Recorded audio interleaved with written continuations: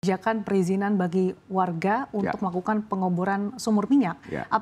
Kalau misalkan pandangan DPR ini lebih demi untuk energi kerakyatan, tapi bukankah ini justru menjadi hanya solusi jangka pendek, Pak? Karena tidak menyentuh akar permasalahannya, yaitu investasi di hulu migas yang tidak sesuai dengan diharapkan, belum lagi lifting migas kita yang terus menurun dalam beberapa tahun terakhir. Ya, betul sekali, Sasa. Jadi ini adalah persoalan kita, memang persoalan masalah antara lifting dengan konsumsi minyak kita, khususnya minyak ya, yang sangat jomplang.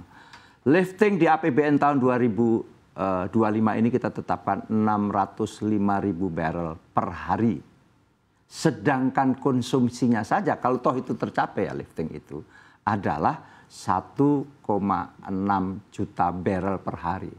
Itu sudah defisit 1 juta barrel. Yang itulah fakta hari ini kita impor minyak ya, BBM setiap hari kurang lebih 1 juta barrel. Berupa apa? Baik berupa minyak mentah maupun minyak yang sudah jadi. Karena kita ini punya kilang kita, kapasitas terpasangnya kita hampir 1,1 juta barrel. Tetapi produksi kita realnya di kilang kita kurang lebih 800.000 barrel per hari. Ini fakta bahwa kita net imported BBM. Nah, gas beda lagi. Karena kita ekspor LNG, liquefied natural gas, tetapi kita impor LPG, liquefied petroleum gas. Nah, ini kalau ini ada hitungan-hitungan secara ekonomik yang beda dengan minyak. Nah, dalam pada itu maka problem kita sekarang ini di lifting itu ada namanya natural decline yang secara alamiah terus turun setiap tahun kurang lebih ya 10%. Tapi dipastikan 7%-an setiap tahun itu. Jadi kenapa demikian? Karena sumur minyak kita atau blok migas kita, blok minyak kita memang sudah kategori blok tua. Bayangkan di Rokan itu yang sekarang masih memproduksi kurang lebih 140.000 barrel per hari, itu sudah berjalan hampir 100 tahun. Nah, bayangkan. Yang terbaru dan cukup besar dalam istilahnya giant itu adalah blok Cepu Banyu Urip. Karena Cepu itu ada dua, ada Banyu Urip dan Jambaran Tiung Biru. Banyu Urip minyak. Hari ini memproduksi kurang lebih, karena kemarin ada buih ya, Banyu Urip infill plastik sehingga bisa meningkatkan lifting. Tetapi rata-ratanya tetap di blok Cepu itu tinggal kurang lebih 150.000 barrel per hari saja. Bayangkan kita sekarang itu lifting per bulan Mei yang lalu, Juni, akhir Juni. Lifting kita baru kalau rata-rata setahun dengan target 605.000 barrel per hari itu baru 578.000 barrel per hari. Tidak. Tapi disumbang oleh dua blok tadi, blok Rokan dan blok Cepu Banyu Urip. Nah, inilah betapa rentannya memang. Kenapa demikian? Memang ini semuanya yang lain sudah sumur tua.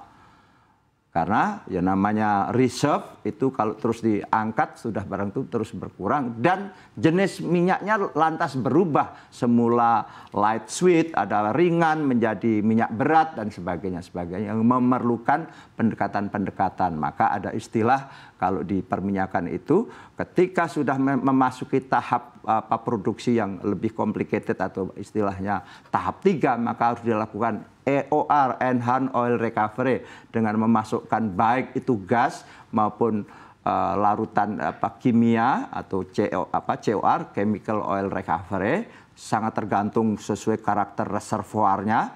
Nah, itulah yang harus dilakukan. Dan yang lain harus dilakukan ada namanya eksplorasi untuk menemukan cadangan baru. Kita ini punya 128 cekungan yang diolah baru kurang lebih 60 cekungan.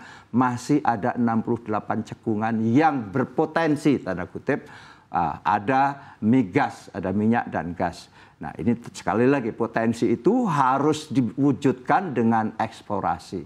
baik melalui metode seismik dan sebagainya, ada istilahnya 3G seismik dan seterusnya dengan teknologi eksplorasi hari ini yang sudah advance. Nah, inilah yang harus dilakukan. Eksplorasi mahal sekali karena untuk memastikan harus ada melalui pengeboran. Kurang lebih satu ngebor itu biayanya kurang lebih sampai ada 11 juta dolar dan sebagainya. Itu eksplorasi saja, bayangkan. Nah, inilah di tengah-tengah demikian maka kita sebagaimana pemerintah Pak Prabowo secara gamblang menjelaskan kita harus swasembada energi dan swasembada pangan, khususnya di energi, maka kita lakukan berbagai upaya. Setidaknya pertama mengurangi impor. Kenapa? Dengan impor itu maka devisa negara sedemikian besar yang untuk impor BBM. Dengan apa? Dengan mengupayakan menaikkan lifting. Menaikkan lifting caranya hanya dua kalau di hulu. Itu ada namanya eksplorasi dan teknologi. Teknologi tadi. Ada teknologi pengeboran, apa yang dilakukan oleh Amerika dengan apa yang disebut dengan unconventional drilling, ngebor lebih dalam dan dibor horizontal, di fracking, dan itulah apa yang disebut dengan shale gas atau shale oil di Amerika. Sehingga produsen minyak terbesar hari ini bukan lagi Arab Saudi, bukan di wilayah timur, tetapi Amerika. Nah, Indonesia itulah problemnya. Sumur-sumur yang ada adalah kategori sumur tua di mana eksplorasi dilakukan juga, tetapi sebagian besar ditemukan gas. Maka kita ini bersyukur LNG kita masih surplus. Ya, sementara minyak terus kita defisit. Sehingga itu tadi dilakukan salah satunya. Untuk itu adalah mengundang investor-investor besar di bidang eksplorasi karena memang biaya besar tadi. Yang dulu sering kita kenal Seven Sister itu yang besar-besar, ada Chevron, BP, ada Exxon, ada yang lain-lain yang besar, ada Shell dan sebagainya. Nah, di saat yang sama di dunia lain itu menemukan cadangan-cadangan yang jauh lebih mudah dalam hal eksplorasi dan eksploitasinya. Nah, itulah yang terjadi sehingga secara umum Indonesia itu proven one, P1-nya sesuatu yang pasti bisa dikatakan tinggal kurang lebih 2,4 miliar barrel saja. Bayangkan itu kalau diproduksi kurang lebih sekarang katakanlah tercapai lifting ditargetkan di APBN 605.000 barrel per hari. Kurang lebih tinggal, ya sekali lagi ya, tinggal 14 tahunan saja akan habis. Pak Sugeng,